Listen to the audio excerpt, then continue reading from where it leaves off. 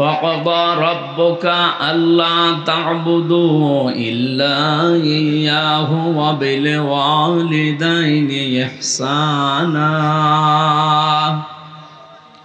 صدقت يا ربنا. عن أبي هريرة رضي الله تعالى عنه قال قال النبي صلى الله عليه وسلم যে মাইক তো বাদাম বেচা মাইকে ছাড়া ভালো, একটু দূরে গেলে আওয়াজ পাওয়া যায় না, তো গলা ভেঙে যাবে। আওয়াজ বাড়িয়ে দেন, রিভাব দেন। যার দ্বারা যে কাজ হয় না ওই কাজে নেন কেন? ছাগল দিয়ে হাল চাষ হয়, এইটা তো তাই হচ্ছে। عن أبي هريرة رضي الله تعالى عنه قال قال النبي صلى الله عليه وسلم هما جنتك هما نارك إلى آخر الحديث رواه ابن ماجه. وقال تعالى في شان رسوله وما زادهم إلا إيمانا وتسليما. اللهم صل على محمد وآله وصحبه وبارك وسلم. আলহামদুলিল্লাহ, ঢাকা জেলার সাভার থানার অন্তর্গত আশুলিয়া নবীনগর কোরগাঁও পুরাতন পাড়া হাজী মতিউর রহমান স্কুল ময়দানে হযরতে ফাতেমাতুজ জোহরা রাদিয়াল্লাহু তাআলা আনহা মহিলা মাদ্রাসার চতুর্থ বাৎসরিক মহাবিশ্বের মহাবিশ্বয় আমাদের মালিক আমাদের মনিব মহান রব্বুল ইজ্জাত আল জালালের মুখের পবিত্র বাণী কোরআনে কারীম। পবিত্র অনুষ্ঠানের সম্মানিত সভাপতি জনাব মোহাম্মদ আমিনুর রহমান, প্রধান অতিথি সাবেক সংসদ সদস্য। এই কি আরম্ভ করেছি গো, কি আশ্চর্য! কথা বলেন কে? এত আওয়াজ কানে আসলে কথা বলা যায়? কথা বলবেন না ভাই, বললাম দাঁড়িয়ে থাকেন, কথা বলবেন না। সাবেক সংসদ সদস্য, এটা কি এই তিনবারের? ঠিক আছে, এই তিনবারের যারা, এরা যদি সাবেক সংসদ সদস্য লেখে, সাবেক মন্ত্রী লেখে, এটা একটা অবৈধ কথা লেখা হবে, কারণ আপনাকে আমরা ভোট দেইনি। অন্তত এই 15.5 বছরে আমরা আপনাকে ভোট দেইনি। সাবেক মন্ত্রী, সাবেক এমপি আপনি লিখতে পারেন না। আরো এই 15.5 বছরে যে ভাতা নিয়েছেন সব ফেরত দিন। কি আপনি অবৈধ ছিলেন, আপনার শেয়ারটা অবৈধ ছিল। এতটুকু আপনি লিখতে পারবেন। আগামীতে যারা এই 3 বার হয়েছেন, যদি আবার কোনোদিন কিয়ামতের আগে ফিরে আসেন, তাহলে লিখবেন যে সাবেক চোর, যেটা সত্য সেটা লিখবেন। অথবা আরেকটু বেশি করে আমি বলে দিলাম, আপনি সাবেক ডাকাত লিখতে পারেন, লিখবেন, আমরা নিষেধ করব না। কিন্তু সাবেক সংসদ সদস্য এটা সম্মানিত একটা জায়গা। আপনি এইটা কোনো চোরের নামে, ডাকাতের নামে আমরা লিখতে রাজি না। সুতরাং উনি অবশ্যই 3 বারের আগে আমার সাথে জেলখানায় ছিলেন। ডাক্তার দেওয়ান মোহাম্মদ সালাউদ্দিন বাবু, বিশিষ্ট রাজনীতিবিদ, বিশিষ্ট সমাজসেবক। আল্লাহ রাব্বুল আলামিন তার গোলামকে হায়াতে তাজ্জেবা সিহাতে কুল্লিয়া দান করুন, বলেন আমিন। এসেছে বাবু ভাই, ব্যস্ততার কারণে রাস্তায় আসে, আপনাদের মাহফিলে আসতেছে উনি, আল্লাহ যেন ওনাকে সহজে এনে দেন। এ মাহফিলে এতক্ষণ যারা আলোচনা রেখেছেন এবং সামনে যারা রাখবেন, অরফানা লাকা যিকরাক, সবার সম্মান মর্যাদা কামনা করছে, আল্লাহ যেন দান করেন।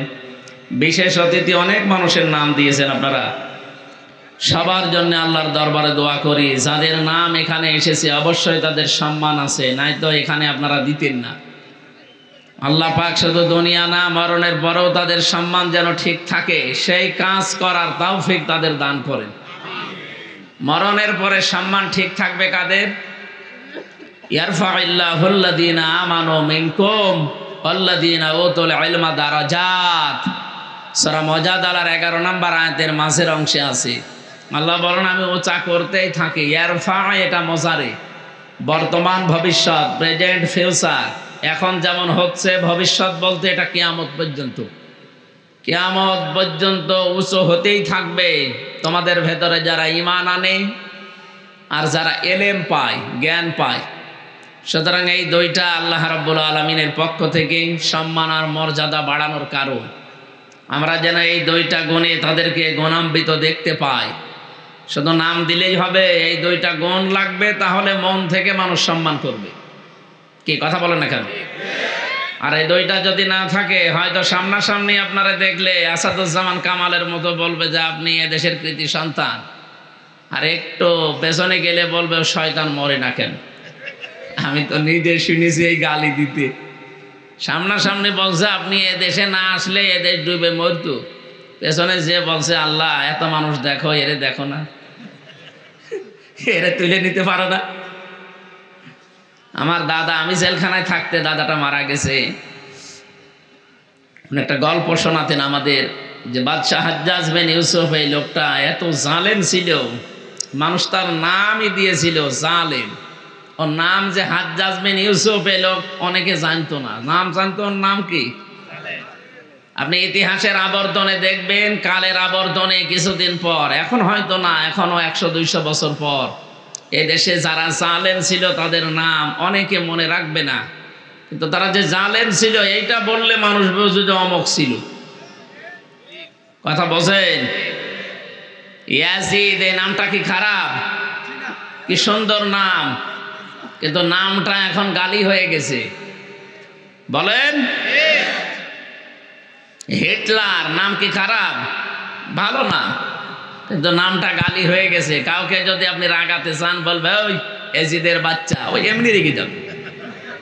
কারণ ও জালেম ছিল, সরকারি মাল তসরুপ করেছিল, কোনো অডিট ছিল না সরকারি মারের, জ্বর যার মূল্য তার, এই নীতিতে চলতো এই লোকটা।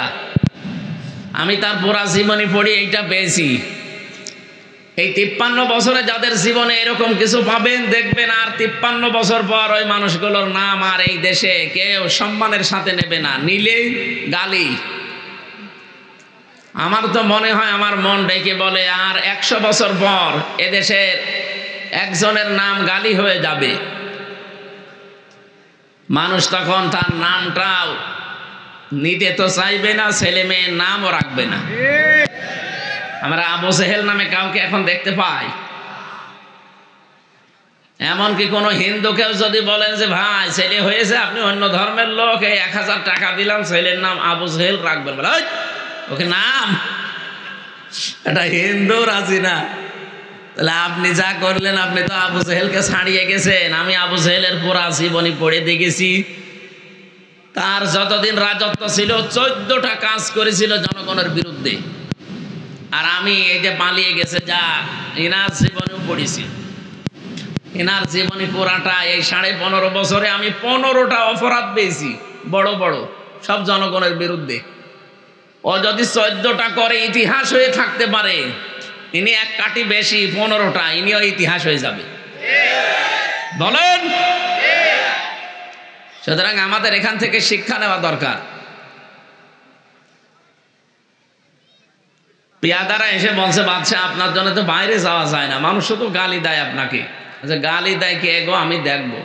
ছদ্মবেশ নিয়েছি, দাড়ি মাড়ি লাগিয়ে, বিভিন্ন তালিযুক্ত পোশাক মোশাক পরে রাস্তায় গেছি।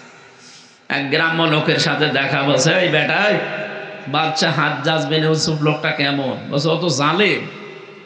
কেমন? বলছে জালেমের বাচ্চা, জালেম। বলছে আমার আর জিজ্ঞাসা করার দরকার নেই, যেই বলি আর এক কাঠি বাড়িয়ে বলি। রেগে গেছি, যাই আমারে চিনিস? যে না, আমি সেই হাজ্জাজ বিন ইউসুফ। ও চিন্তা করছে আমার তো মাথা থাকবে না, ডাক দিয়ে বলে, বাদশাহ আপনি আমারে চেনেন? না, আমি এই গ্রামের ওই লোক যার মাসে 2 দিন মাথা খারাপ হয়, আজকে তার পয়লা দিন। বলছে ও তুই পাগল? কারে ধরলাম? পাগল বলে ওই দিন বেঁচে গিয়েছি, তাছাড়া বাঁচার কথা ছিল। আমরাও এই 15.5 বছর পাগল বলেই বেশি আছি। এক কথা বলেন না কেন? নয়তো আমাদের অবস্থাও ডক্টর শফিকুল ইসলাম মাসুদের মতো হইতো, আমাদের অবস্থাও দেলাওয়ারের মতো হইতো। আমরা পাগল বলে বেশি আছি। এই জন্যে পৃথিবীতে জালেম যারা সামনাসামনি হয়তো তাদের প্রশংসা মানুষ করতে পারে, দিন গত হয়ে গেলে এই মানুষগুলোর যে কত বদনাম এই বাস্তব এখন আল্লাহ দেখিয়েছেন। সূরা নমল 19 নম্বর পারার 20 নম্বর পৃষ্ঠার 7 নম্বর লাইনের 52 নম্বর আয়াতে এটা পাবেন আপনি। আমার তো আয়াতটা পড়ার পরে মনে হয় বাংলাদেশ দেখে দেখে আল্লাহ যেন এই আয়াত নাজিল করেছে। এত আওয়াজ কানে আসে, আমার আওয়াজ করবে না ভাই। ফাতিলকা বুয়ুতুহুম খাবিয়াতাম বিমা যালামু। আল্লাহ যেন এই আঙ্গুল দিয়ে এভাবে দেখিয়েছেন, যদিও বাংলাদেশের নাম এই জায়গায় নেই। এটা লূত নবী আলাইহিস সালামের জামানায় তার উম্মতদেরকে ঘিরে নাজিল করা আয়াত। 2024 সালের 5 আগস্টের বিকাল 5টার আগে আমার মনে হয় আয়াতটা আল্লাহ আবার নতুন করে নাজিল করেছে।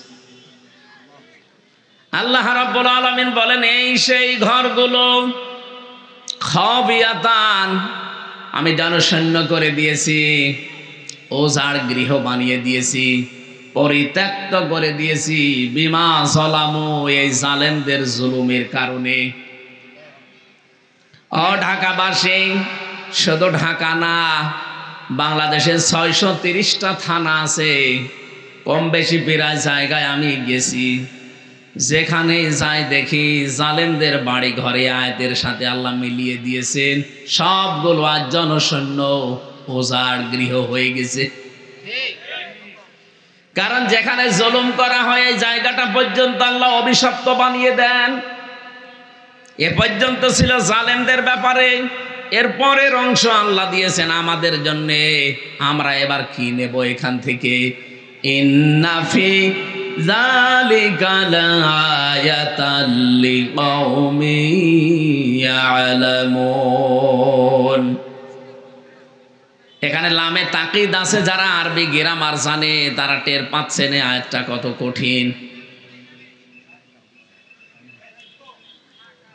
এই নামেন ভাই, নামেন, আপনি এখানে এসে বলেন তো দেখি, আমার কানের কাছে আর একটু জোরে বলেন। আসেন,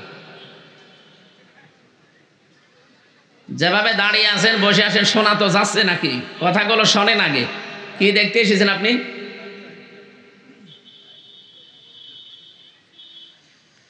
আল্লাহ রাব্বুল আলামিন বলেন এর ভেতরে শিক্ষা আছে অবশ্যই, যারা জ্ঞানী তাদের জন্যে। না, আমরা জ্ঞানী মনে করি নিজেদেরকে। আমাদের এখানে শিক্ষা কি? আমাদের শিক্ষাটা হচ্ছে এই জালেমদের বিশাল শিকড় কিন্তু আল্লাহ অলরেডি কেটে দিয়েছেন। ফাকতিয়া দাবিরুল কওমিল্লাযিনা যালামু, সূরা আনআমের 45 নম্বর আয়াতের প্রথম অংশে আছে, রব্বুল আলামিন বলেন জালেমদের শিকড় কেটে ফেলা হয়ে গেছে। কেটেছে কে?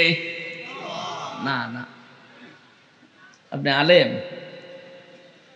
এখানে কতিয়া শব্দ আছে, এটা মজহুল, এর ফাইল বা কর্তাকে জানা নেই। আল্লাহ বলেন জালেমদের শিকড় কাটা হয়েছে, কেটেছে কে? আবার বলেন আল্লাহ, কে কেটেছে নেই জানা। এই জন্য সারা দেশে জালেমদের বাড়িঘর, প্রতিষ্ঠান, অফিস, আদালত তাকান, সব মাটির সাথে মিশে গেছে, কিন্তু ভেঙেছে কে কেউ জানে না। আপনি কুষ্টিয়ায় হানিফের বাড়ির কাছে যান, পায়খানার প্যান পর্যন্ত মানুষ খুলে নিয়ে চলে গেছে, তো নিয়েছে কে কেউ জানে না। সারা দেশে অবস্থা একই। তো এখান থেকে আপনি কি নিতে পারেন? এই সাভারের ইউনিয়নের চৌকিদার থেকে শুরু করে সংসদ পর্যন্ত আপনি তাকাবেন, জালেমদের কিন্তু স্তরে স্তরে লোক সব সেট করা ছিল। এখন আছে? এখন কেউ পরিচয় দেওয়ার মতো সাহস আছে? কোথায় পৌঁছিয়েছে আল্লাহ? খালি এই জুলুমের কারণে। কিসের কারণে? আল্লাহ এখান থেকে আমাদেরকে যেন বারবার তাকিয়ে, এতে দুই জায়গায় তাকিদ আছে, ইন্না একটা, লা একটা। আল্লাহ বলেন আমি তাকিদ দিয়ে বলছি, ভালো করে শোনো, অবশ্যই এর ভেতরে শিক্ষা আছে। যারা জ্ঞানী দাবি করো তাদের জন্যে। জালেমদের এত বড় শিকড় যদি কেটে আমি নির্বংশ করে দিতে পারি, আজ পৃথিবীতে আবার যারা তোমরা চেয়ারে বসবে তারাও যেন যদি জুলুম করে তাদের বাড়ি ঘরও কিন্তু শ্মশান হয়ে যাবে। যেন আমাদের উচিত আমরা অতীত থেকে জালেমদের জীবন থেকে যেন শিক্ষা নেই। সামনে যারা আসবেন, যে আসবেন জনগণের মালিক না, জনগণের সেবক হবেন। কথা বলেন না কেন? আমরা এরকম সেবকই দেখতে চাই, মালিক দেখতে চাই না।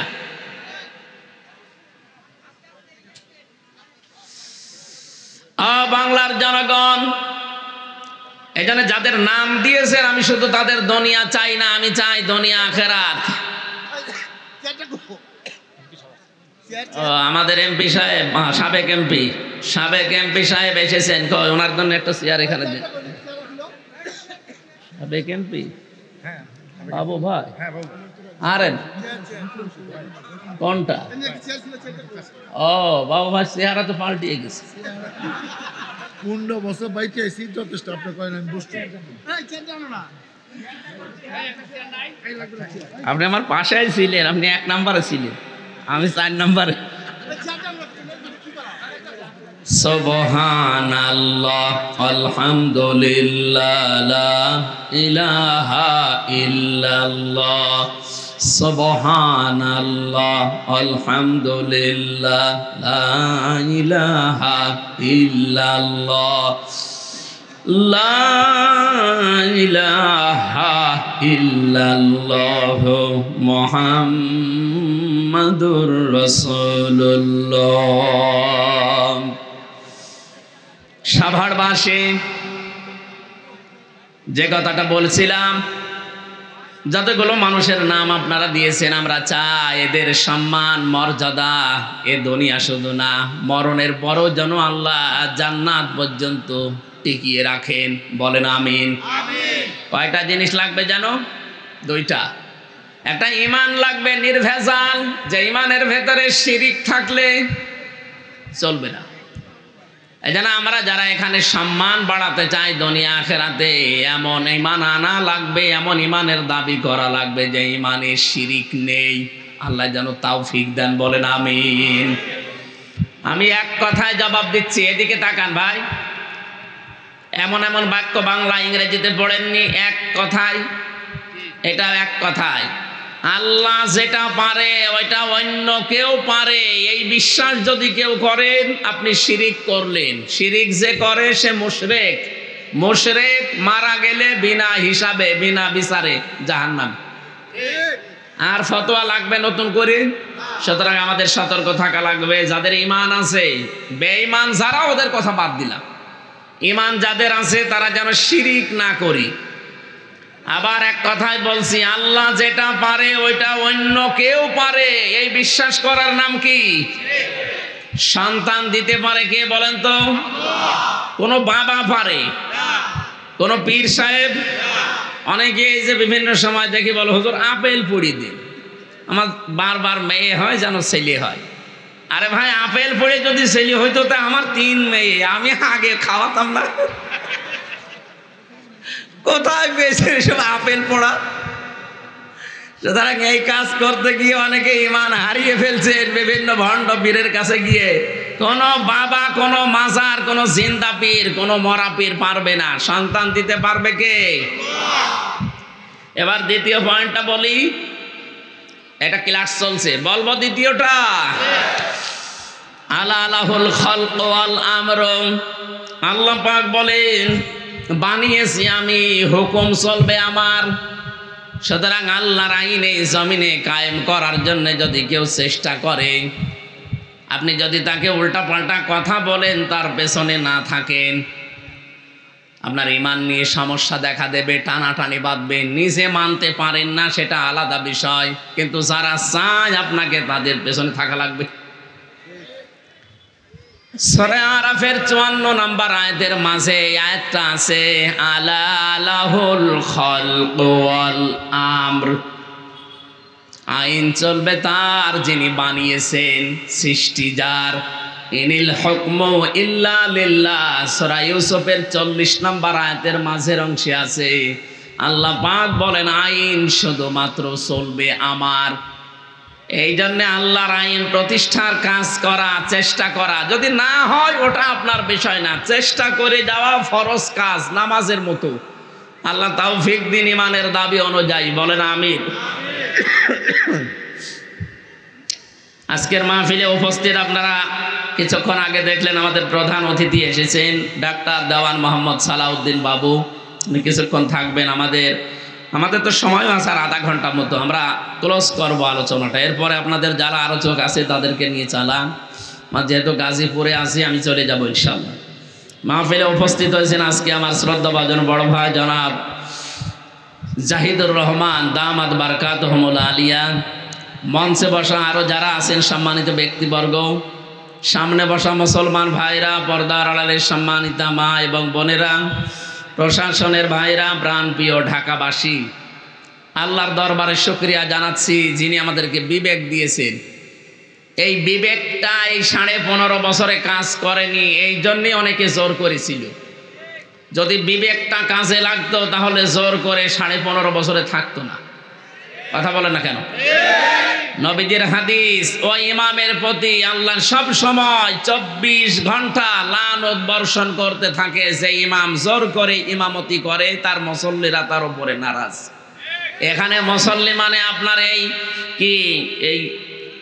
এই ঢাকা সাভারের এই জামে মসজিদের মুসল্লি না, আর ইমাম মানে হামজা না। এখানে ইমাম মানে রাষ্ট্রের ইমাম, সমাজের ইমাম, পরিবারের ইমাম। যে ইমামের প্রতি, নেতার প্রতি, দায়িত্বশীলের প্রতি তার অধীনস্থ যারা আছে তারা সঙ্গত কারণে নারাজ, ও যতদিন জোর করে দায়িত্বে থাকবে ততক্ষণ আল্লাহ লানত তার উপরে পড়তে থাকবে। এদেশের 100 জনের আমার মনে হয় কমপক্ষে 96 জন, আপনি জরিপ চালান, এদেশের 100 জনের 96 জন যে 2 বোন পালিয়ে গেছে তাদের উপরে নারাজ ছিল। আপনি জরিপ চালিয়ে যদি আরো বেশি পাবেন, হয়তো আমি একটু কম বললাম। 100 জনের 96 জন মুসল্লি যেখানে আপনার উপরে নারাজ, আপনি জোর করে যতদিন ছিলেন, বিশ্বাস করেন হাদিস অনুযায়ী আল্লাহ 24 ঘন্টা আপনার উপরে লানত দিয়েছে। দ্বিতীয় পয়েন্ট হচ্ছে, যেই মানুষগুলো পৃথিবীতে জালেম হয় তাদের উপরে আল্লাহ নিজে কিয়ামতে মামলার বাদী হয়ে দাঁড়াবেন। আপনি টের পাচ্ছেন কি বললাম? এটা সূরা শূরা 25 নাম্বার পারা 6 নাম্বার পৃষ্ঠার 13 নাম্বার লাইনের 42 নাম্বার আয়াতের প্রথম অংশে আছে, ইন্নামাস সাবিলু আলাল্লাযিনা ইয়াজলিমুনান নাস। আল্লাহ কিন্তু ইয়াজলিমুনাল মুসলিমুনা দেননি। এদিকে তাকান, ইয়াজলিমুনান নাস দিয়েছেন। নিশ্চয় যারা এই পৃথিবীর ময়দানে মানুষের উপরে জুলুম করছে, ভবিষ্যতেও করবে। যেহেতু ইয়াজলিমুন এটা মোজারে, বর্তমান, ভবিষ্যৎ, প্রেজেন্ট, ফিউচার। প্রেজেন্ট মানে এখন, আর ফিউচার মানে কিয়ামত পর্যন্ত। এই আয়াত কতদিন থাকবে? কিয়ামত পর্যন্ত আয়াতের হুকুম থাকবে। সূরা শূরার এই 42 নাম্বার আয়াতটা পড়লেই কেন যেন আমার ভয় করে। আল্লাহ বলেন, আমি নিশ্চয় কিয়ামতের দিন মামলা দায়ের করব তাদের বিরুদ্ধে যারা মানুষ হয়ে মানুষের উপরে জুলুম করছে এবং ভবিষ্যতেও করবে বলে নিয়ত করছে। আল্লাহ ইয়াজলিমুনা না দিয়ে জালেম শব্দটা যদি দিতেন তাও তো অর্থ হয়ে যেত অন্তত মাঝি বা পাস্ট, অতীতের অর্থ হতো। বর্তমান আর ভবিষ্যৎ দিয়েছেন এই কারণে এখন হয়তো অনেকে করছে না, ভবিষ্যতে অনেকে জুলুম করবে বলে আশা করি আছে, যে দাঁড়ান চেয়ার পাই দেখেন কি করি, এরকম অনেকের মনে নেই। এই জন্য যারা জালেম এখন করছেন জুলুম, ভবিষ্যতেও যারা করবে, আল্লাহ বলেন আমি নিজে তাদের বিরুদ্ধে কিয়ামতে মামলা দায়ের করব, আমি নিজে বাদী। আমরা যারা মামলা, বিভিন্ন কেস কামের আসামি আছে, এখানে মামলার বাদী যত বড় হয় মামলা তত কঠিন হয়। আমার যদি কোনো সলিমদ্দি কলিমদ্দি মামলা দিত, সর্বোচ্চ 3-4 দিনে আমি চলে আসতাম বেরিয়ে। কিন্তু 3টা বছর আমারে ফাঁসির কন্ডেম সেলের ভেতরে আটক করে রেখেছিল, কারণ মামলার বাদী আল্লাহর ওলি।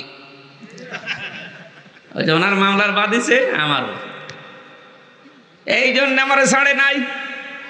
আমারও যদি মামলার বাদী সত্যি এই যে জাহিদ ভাই হয়তো সালাউদ্দিন ভাই হয়তো আমি সত্যি চলে আসতাম, কারণ ওনাদের হয়তো মামলা দিত টাকার জন্য, কয় টাকা লাগবে দিয়ে দিতাম। আমি যেখানে ছিলাম আকিস গ্রুপের খতিব আমি, ওদের বাংলাদেশে কয়জন ধনির ভেতরে ওরা একজন, টাকা যা লাগতো দিয়ে দিত। কিন্তু এমন জন মামলা দিয়েছে অত টাকার দরকার না, ওর প্রতিশোধ নেওয়া দরকার। হিংসার বশবর্তী হয়ে মানুষের উপরে জুলুম করা মানুষ আমি বাংলাদেশে একটা মহিলাকে দেখলাম। হিংসা কত নিম্নে তাকে নামাতে পারে, একটা বিধবা মহিলাকে বাড়ি থেকে সে বের করে দিয়েছে। হ্যাঁ কথা বলেন। খালেদা জিয়ার স্বামী আছে, তাকে পর্যন্ত এক কাপড়ে বাড়ি থেকে বের করে দিল। একটা মাজলুম পরিবার বাংলাদেশে, এই জিয়া পরিবারটা। আমি শহীদ জিয়ার জন্য এমনি মন থেকে দোয়া করি। এই লোকটার নাম শুনলে মানুষ আগে শহীদ বলে। কেন, বঙ্গবন্ধুকেও তো কেউ না কেউ মেরে ফেলেছে, কই তার নাম শুনলে তো কুকুরও শহীদ বলে না। কেন বলে না বলেন তো? এই লোকটা শহীদ আমার মনে হয় হয়নি, যদিও লোকে মেরে ফেলেছে মানুষ, কিন্তু শহীদ জিয়াকেও মানুষ মেরেছে। তার নাম শুনলেই মানুষ কি বলে আগে? শহীদ জিয়া। এই শব্দটা এমনি এমনি আসে। শহীদ মনে করছেন যে খেলা চোরা জিনিস না? আল্লাহ কত বড় ধমক দিয়েছেন শহীদের ব্যাপারে, কেউ উল্টা পাল্টা ধারণা করবা না। কেউ যদি শহীদ হয় মুখ দিয়ে তো বলবাই না যে লোকটা মরে গেছে, না। এটা সূরা বাকারার 154 নম্বর আয়াতে আছে, ওয়ালা তাকুলু লিমাই ইয়াকতালু ফি সাবিলিল্লাহি আমওয়াত বাল আহইয়াউ ওয়ালাকিন লা তাশউরুন। আল্লাহ পাক বলেন, যারা শহীদ হয় হে পৃথিবীর মানুষেরা, কেউ এই কথা বলবা না যে মরে গেছে, বরং তারা জীবিত, কিন্তু তোমরা টের পাও না। দ্বিতীয় সূরা আলে ইমরানের 169 নম্বর আয়াতে আছে, ওয়ালা তাকুলু ওয়ালা তাহসাবান্নাল্লাযীনা কুতিলু ফি সাবিলিল্লাহি আমওয়াতা বাল আহইয়াউন ইনদা রাব্বিহিম ইরযাকুন। আল্লাহ বলেন, মুখে বলার পরে মানুষ যেহেতু ধারণা করতে পারে, ধারণার উপরও আমি নোটিশ দিলাম, আইন জারি করলাম, সাবধান, কেউ যেন ধারণাও করবা না যে ও মরে গেছে। না, যারা শহীদ হয় এই মানুষগুলো জিন্দা, জীবিত, আর আমি নিজে আল্লাহ তাদেরকে খাওয়াই। আরো জোরে বলেন সুবহানাল্লাহ। হিংসার বশবর্তী হয়ে মানুষ যত নিচে নামতে পারে, কোরআনে সূরা মায়েদার 2 জায়গায় আল্লাহ এক কথা দিয়েছেন, ওয়ালা ইয়াজরিমান্নাকুম শানাআনু কওমিন। তোমরা হিংসার বশবর্তী হয়ে, রাগের বশবর্তী হয়ে কোনো ব্যক্তি, পরিবার, সমাজ, রাষ্ট্র, দল, গোষ্ঠী, তাদের উপরে যেন এমন কোনো কাজ করবা না যে পরে আফসোস করা লাগে। আর 15.5 বছরে যাই করেছেন জনগণের উপরে, 14 দল বাদ দিয়ে আমরা যা আছি সব মাজলুম না? কথা বলেন। যারা এই জুলুম করেছেন তাদের এখন রাতে ঘুম হওয়ার কথা। উনি এখন ওই দেশ থেকে চলে আসতে চায়, বলে আমি অঘোষিত জেলখানায় আছি, আমি আর এখানে থাকবো না, আমি চলে যাব। আসেন, 275টা মামলা আপনার নামে। আপনি কি এমনি এমনি এসে আবার থেকেও সাবধান না হয়, সেটা তার কপালের দোষ। আল্লাহ আমাদেরকে বেঁচে থাকার তৌফিক দিন, বলেন আমিন। এই জন্য জালেম যারা, এরা আল্লাহর মামলার আসামি। আমি ওনাকে উদ্দেশ্য করে বলছি এই কারণে, এই 15.5 বছরে যারা জুলুম করেছেন, যাদের কারণে মানুষ ঘরে থাকতে পারে নাই, মিথ্যা মামলা দিয়ে, মিথ্যা সাক্ষী দিয়ে বছরের পর বছর অন্তঃপ্রকোষ্ঠে রেখে দিয়েছে। শুধু এতটুকু না, গম করেছেন, খুন করেছেন, আয়না ঘরে রেখেছেন। আমারও মিনি আয়না ঘরে 10 দিন রেখেছিলেন। বেগটায় আমারে নেয়নি, আমার ছোটটাই নিয়েছিল। আমি দেখেছি মানুষের ওপরে কি অত্যাচার করে ওখানে, তাহলে বড়টাই কি করিস। সুতরাং এই সমস্ত কাজগুলো যারা করেছেন, এখন যদি মনে করেন আস্তাগফিরুল্লাহ পড়ে দিলাম আমার সব মাফ হয়ে গেল, না, এইটার নাম তাওবা না। অপরাধ যার কাছে, স্বীকার করবেন তার কাছে। কথা বলে না কেন? সুতরাং এই 15.5 বছরে যার যার কাছে অপরাধ করেছেন, আপনি যদি মাপ পেতে চান, যদি ধরা না খেতে চান কিয়ামতে, তাহলে যার যার অপরাধ করেছেন তার কাছে আগে স্বীকার করবেন আর তার ক্ষতিপূরণ দিয়ে দেবেন।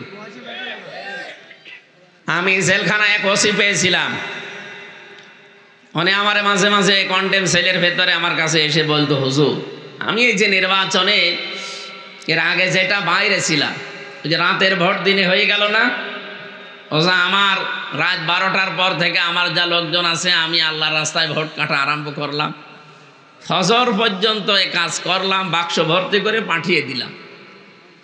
এবার ফজরের আজান দিল, আমি গোসল করলাম, ওযু করে 2 রাকাত শুকরিয়ার নামাজ পড়লাম, তওবার নামাজ। 2 রাকাত তওবার নামাজ পড়ে বললাম যে আস্তাগফিরুল্লাহ। আমার এই তওবা কি হয়েছে? কিসের তওবা আপনার? আপনি কি আল্লাহর কাছে দোষ করেছেন যে আপনি আস্তাগফিরুল্লাহ পড়েন? আপনি দোষ করেছেন হামজার কাছে। এই কথা বলেন না কেন? একটা এমপি বানাতে 3.5 থেকে 4 লাখ হামজা লাগে, হামজার বউ লাগে। আপনি তাদের সব ভোট নিজে দিয়ে এখন পড়ছেন আস্তাগফিরুল্লাহ। আপনি আল্লাহর কাছে দোষ করলে মাপ পেতেন, দোষ করেছেন হামজার কাছে আর হামজার বউর কাছে। এক কথা বলেন না কেন? আগে আমাদের কাছে আসবেন, আমরা যদি বলি মাফ করতে পারি 2টা করে লাথি দেব, তাই খাওয়া লাগবে। যদি বলি না 2টা লাথি হবে না, আরো কিছু দেওয়া লাগবে, তাই আপনাকে দেওয়া লাগবে। কিন্তু দুঃখের বিষয়, আরো পরিতাপের বিষয়, আরো ভয়ঙ্কর বিষয়, আপনি মাপ চাবেন কি করে? আপনি তো 8 বছর জেল আপনার। আপনি 8 বছর পরে বের হয়ে দেখবেন অনেক হামজার বউ মারা গেছে। আপনি তাদের কাছে মাপ চাবেন কি করে? কথা বলেন না কেন? এই জন্য এইরকম পাগলামি যেন আর কেউ সামনে না করি। কোন জালেমাকে টিকিয়ে রাখতে আপনি নিজের জীবনটা জাহান্নামের আসামি বানিয়ে ফেললেন। আপনি টের পাচ্ছেন আল্লাহর মামলার আসামি আপনি। এদেশে 1628টা চেয়ার ছিল, মেন চেয়ার। যারা দায়িত্বে ছিলেন কম বেশি সবগুলো হয় জালেম, নয় জালেমের দোষক। আর এরা সব মামলার আসামি কার? হামজা যদি আপনাকে মামলা নাও দেয়, আপনি কিন্তু অলরেডি আল্লাহর মামলার আসামি। এদের সাবধান থাকা লাগবে। আমি যে 2টা পয়েন্ট বললাম, একটা জুলুমের জন্যে, আর একটা ইমামতি করবে কিন্তু মুসল্লিরা তার উপরে সঙ্গত কারণে নারাজ, তার উপরে আল্লাহ 24 ঘন্টা লানত দিতে আছে। এরকম কোন কাজ আমাদের দ্বারা সামনে যেন না হয়। আল্লাহ আমাদেরকে তৌফিক দিন বেঁচে থাকার, বলেন আমিন। এটা রজব মাস, আজকে 26 তারিখ। এই রাতেই বিশ্বনবীকে আল্লাহ নিয়েছিলেন এই ধলির ধরা থেকে। তার আরশ মহল্লায় বিভিন্ন নিদর্শন দেখিয়েছেন। একাধারে 27 বছর। কয় বছর? 27টা বছর তাকে মাত্র 14টা জিনিস শিখিয়েছিলেন। কেন? 13টা বছর তিনি নবুয়ত পাওয়ার পরে জুলুম, অত্যাচার, নির্যাতনের শিকার হলেন। তার চাচাটা গেল মারা, স্ত্রী গেল মারা। এটা দুঃখের বছর বলা হয়। রব্বুল আলামিন বলেন, হে নবী, আপনাকে আমি সামনে একটা রাষ্ট্রের দায়িত্বে দেব, এবং রাষ্ট্রকে কল্যাণময় রাষ্ট্র করতে হলে কি করা লাগবে আপনাকে আমি নিজে হাতে কলমে আমার ল্যাবরেটরিতে, গবেষণাগারে বসিয়ে আপনাকে আমি শিখাবো। বিশ্বনবী মুহাম্মদ রাসূলুল্লাহকে আল্লাহ নিয়ে গেলেন। লিনুরিয়াহু মিন আয়াতিনা ইন্নাহু হুয়াস সামিউল আলিম। আল্লাহ বলেন, আমার বিভিন্ন নিদর্শন তাকে দেখিয়েছি। জান্নাত, জাহান্নাম, পুলসিরাত, মিজানের পাল্লা সবগুলো তাকে দেখালাম। এখান থেকে একটা তথ্য আমি বের করেছি, এদিকে তাকান। আপনারা হয়তো চিন্তা ভাবনা করলে আপনার জ্ঞানেও আসবে। মিজানের পাল্লা আমরা সে জন্মের পর থেকে নাম শুনছি। মিজানের পাল্লা মানে কি বলেন তো? দাড়ি পাল্লা অনেকে মনে করে দাড়ি পাল্লা। মিজানের পাল্লা মানে দাড়ি পাল্লা না। মিজান মানে মানদণ্ড। মিজান মানে কি বলেন? বলেন। কিয়ামতের ময়দানে আল্লাহ এটা সেট করবে আপনার নেকি আর বদি ওজন করার জন্য। এইটাই তো আমরা জানি নাকি? এক কথা বলেন না কেন? যেখান থেকে যা শুনবেন দেখবেন ওখান থেকে একটা শিক্ষা আসবে। ভালো করে শুনেন। বলেন তো, কিয়ামতের দিন আল্লাহ পাক মাপ দেবেন মিজানের পাল্লা। আমরা যেটা বলি মিজানে, কি মাপবেন? আমল। আমল কি? আমল মানে বাংলায় কি? কাজ। বলেন বলেন। এ পর্যন্ত বুঝেছেন কিনা বলেন? আমল মানে কি? আমল মানে, এবার এখানে একটা পাগলকে জিজ্ঞাসা করেন তো যে আমল কাজ, আমল মানে কাজ কি দাড়ি পাল্লায় তুলে দিয়ে মাপে যে 5 কেজি কাজ? কিভাবে মাপে? কাজ মাপে গুরুত্বের ভিত্তিতে। কিসের ভিত্তিতে? এই যে প্যান্ডেলটা যদি এখন ডাক্তার সাহেবকে বলা হয় যে আপনি মেপে দেন, উনি মেপে দেওয়ার জন্য কি দাড়ি পাল্লায় তুলে দেবে? এটার জন্য মাপতে একটা আলাদা যন্ত্র আছে, তার নাম ফিতা বা গজ। এই কথা বলেন না কেন? এই যে পানির বোতল দেন আমাকে খাবার জন্য, পানিটা যদি ওনার কাছে দেয় উনি কি ফিতা দিয়ে মাপবে? এর জন্য সিসি আছে, লিটার আছে। আপনাকে আমি চাউল দিলাম, চাউল কি আপনি ফিতা দিয়ে মাপবেন? বলেন। এটার জন্য বাটখারা আছে, কেজি আছে, পাথর আছে, আলাদা যন্ত্র সব। পৃথিবীর প্রতিটি জিনিস পরিমাপ করার জন্য আলাদা আলাদা যন্ত্র আছে, তার নামও আলাদা আলাদা। কিয়ামতের দিন আল্লাহ আমল মাপবেন। আমল মানে কাজ, আমল মানে কাজ। কোনোদিন দাড়ি পাল্লায় মানুষ মাপে না। কোনোদিন চিন্তা করেছেন এই শব্দটা নিয়ে যে কিয়ামতের দিন আল্লাহ মিজান সেট করবে, আর নবীকে আল্লাহ মিজান দেখিয়েছিলেন। কাজ কোনোদিন মানুষ দাড়ি পাল্লা দিয়ে, সিসি দিয়ে, স্ক্যান দিয়ে, পাথর দিয়ে, কেজি দিয়ে মাপে না। কাজ মাপতে হলে লাগে গুরুত্ব। কি লাগে? গুরুত্বের ভিত্তিতে কাজটা করা লাগে। এটা মাপতে হয় গুরুত্ব দিয়ে। তাহলে গুরুত্বের দিক থেকে আপনার জীবনে যেই কাজগুলো আল্লাহ আগে দিয়েছেন ওই কাজগুলো আপনি আগে করবেন। গুরুত্বের ভিত্তিতে কাজ আগে না করে কম গুরুত্বপূর্ণ কাজ যেগুলো, ওগুলো যদি আগে করেন জীবনেও কোনো জিনিস আপনি টেকাতে পারবেন না। এই যে মঞ্চটা, এর আসল গুরুত্বপূর্ণ জিনিস হচ্ছে সামিয়ানার খুঁটি। এই কথা বলছেন এখানে। সামিয়ানার খুঁটি না থাকলে মঞ্চ টিকবে, আর কেউ মঞ্চ বলবে। কিন্তু এখানে গুরুত্বহীন কিছু জিনিস আছে। এই যে কার্পেট পাড়া, এই যে মাইক দেওয়া আছে, টেবিল দেওয়া আছে, এই যে বোতল দেওয়া আছে। বলেন তো এগুলো না থাকলে মানুষ বলবে না যে এটা মঞ্চ? তাহলে এখানে গুরুত্বপূর্ণ এবং গুরুত্বহীন দুইটা জিনিস পেয়েছি। একটা সামিয়ানা আর খুঁটি আসল, আর বাকিগুলো যা আছে এগুলো অত গুরুত্বপূর্ণ না। এই জন্য জীবনে যত ইবাদত আল্লাহ আমাদের করার জন্য নির্দেশ দিয়েছেন, প্রতিটি ইবাদতে দেখবেন গুরুত্বপূর্ণ কিছু জিনিস আলাদা করা আছে আর গুরুত্বহীন কিছু জিনিস আলাদা করা আছে। নামাজে ফরজ কয়টা? 17টা। আপনি বানাচ্ছেন নতুন করে 13টা। নামাজে ফরজ কয়টা? বাইরে 7টা, ভেতরে 6টা। সব মিলে কয়টা? বলেন তো। এই যে বাইরে আর ভেতরে 13টা ফরজ, বাইরে বেশি না ভেতরে বেশি? এলাকার মানুষকে নামাজ কালাম পড়ে না নাকি? এই বাইরে বেশি না ভেতরে বেশি? বাইরে। বাইরে বেশি কোনটা? শরীর পাক। কি পাক? শরীর পাক না হলে নামাজ হবে? বলেন। শরীর পাক বলতে কি বোঝেন? এই শরীর পাক করতে হলে শুধু গোসল করলে আর ওযু করলে শরীর পাক হয়ে যায়। নবীজি জানিয়েছেন এই শব্দের ব্যাখ্যায় তামাম দুনিয়া যত মুসলিম আছে সবাই কিন্তু একটা শরীরের মতো। এই হাদিস শোনেন না কোনোদিন? তামাম দুনিয়ার সব মুসলিম আমার উম্মত যারা দাবি করে তারা কিসের মতো? আমার এই চোখে যদি ব্যথা হয় হাতে টের পাবে, হাতে ব্যথা হলে চোখে টের পাবে। পাবে না? তামাম দুনিয়ায় 257টা দেশের ভেতরে 57টা মুসলিম দেশ, 210 কোটি মুসলিম আমরা বাস করি। যেখানেই কোনো মুসলমান অত্যাচার, জুলুম, নির্যাতনের শিকার হবে, এখান থেকে কিছু করতে না পারলো করা লাগবে।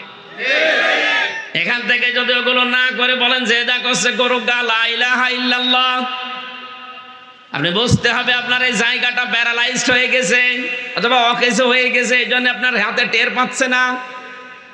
আমার এই হাতে যদি এখন প্যারালাইজড হয়ে যায়, এই হাতে আপনি যতই আঘাত করেন এই জায়গাটা কিন্তু টের পাবে। আরো জোরে বলেন।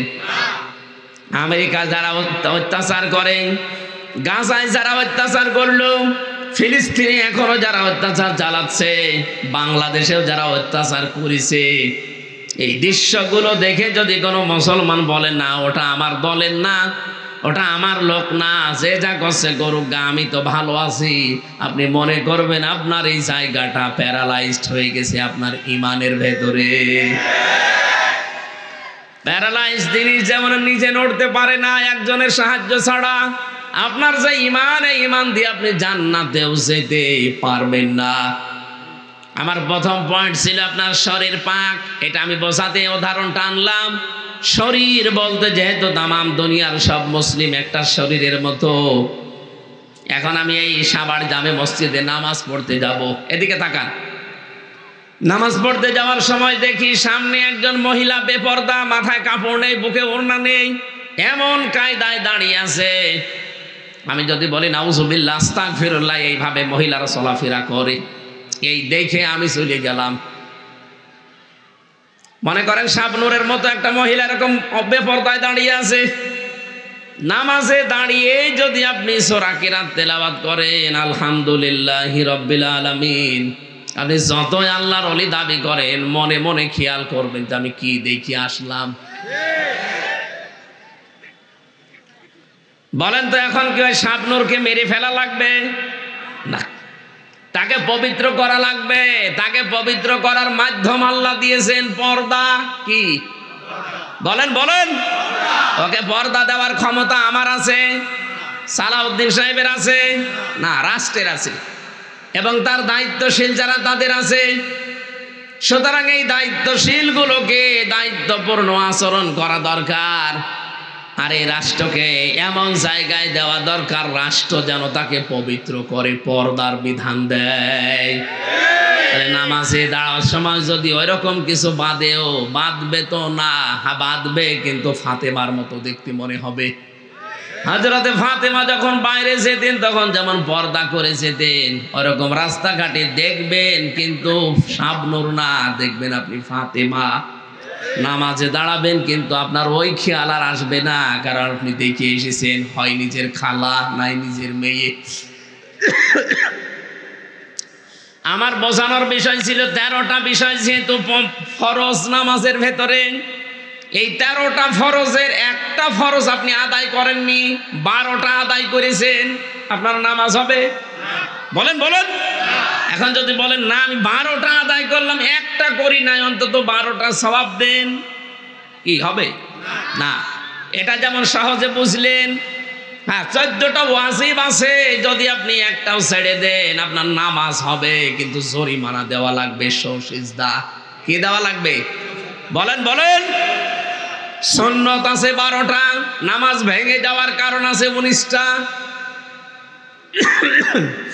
এর ভেতরে যে কোনো একটা যদি ছেড়ে যায় আপনার নামাজ কিন্তু বাতিল হয়ে যাবে 19টার ভেতরে।